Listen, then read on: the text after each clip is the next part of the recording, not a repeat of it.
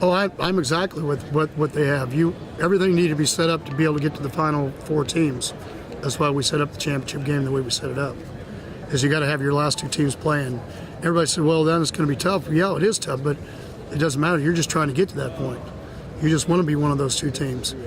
I mean, anything that gets to the top is going to be tough. I mean, that's the way it is. Well, you mentioned the Ohio State situation, though, and sort of being, I don't know if upset is the right word about that. Oh, no, I wasn't upset at all. And it's not anything against Ohio State.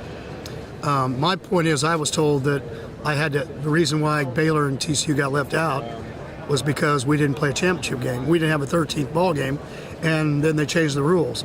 Yeah, I'm one of those guys like anybody. Coaches are one of those group of people that you give us the rules, we're going to play by them. This is how we do things. And then you decide on a year-to-year basis that that's not how you're going to set it up.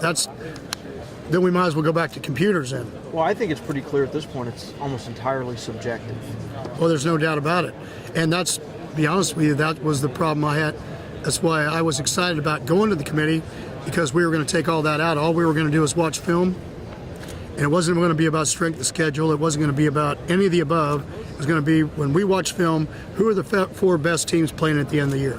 And that's why now, even though I wasn't initially, because I thought that's what it was, now why I'm a proponent of the 6-8 team, because now it's, I know what it feels like to know that, because when somebody says, well, the Big 12 hasn't had 2 of the last 3 years haven't had a person in there. Well, because they weren't chosen, not because they weren't somebody that could have been. And there's a big difference. Not to have anybody at all, and then have a team that could be good enough that could have played in.